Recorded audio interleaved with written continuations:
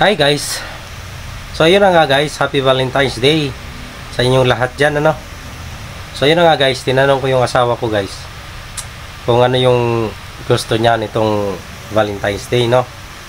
So sabi niya sa akin, gusto daw niya na may diamond. So sabi ko, anong klaseng diamond? Sabi niya, basta may diamond. So naghanap ako ng paraan para makakuha ako ng gusto niya na may diamond daw, diba? So ngayon nakakuha na ako guys. Bumili pa talaga ako na may diamond. Nagalit at ibinato sa akin. Muntik pa nga akong sampalin eh. Ayaw, di ma. Kasi binilang ko siya ng baraha na may diamond. Galit na galit sa akin guys. Kaya mag-iisip ako mamaya kung ano na lang bibiling ko kasi nagagalit na eh, no? Hanap tayo mamaya sa labas. At ito na nga guys, may nakita ako sa labas at bumili na rin ako, kahit na simpleng mumurahin lang naman to guys ng aking nabili, dahil wala naman tayong kakayanan bumili pa ng mahal at unahin na lang natin yung pambili ng bigas. Kaya ito na lang ang aking napili. So may 3 piraso din naman siyang tsokolate. Ayan, yan lang siguro ang binabayaran ko dyan.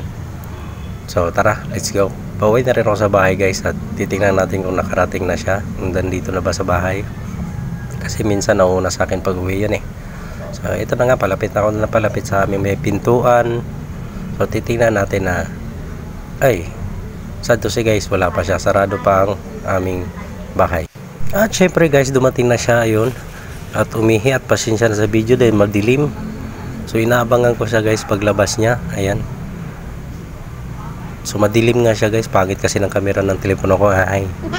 So ito na nga, mag-aabang nga ako sa kanya. Happy Valentine's Day.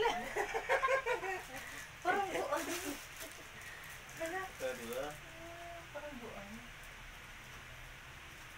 May chocolate pa yan. Video yun siya. Oh, may chocolate pa yun eh. Saan mo binili? Yan. Stone. Diba? Ang cute. Happy Valentine's Day. Salamat. Thank you.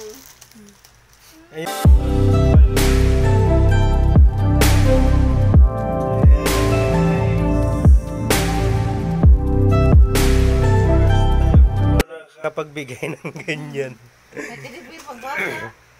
Hindi ba pwede bilan ng diamond guys kasi baraha lang yun. Oh, di ba? Ngumiti din naman siya. Oh. Babush.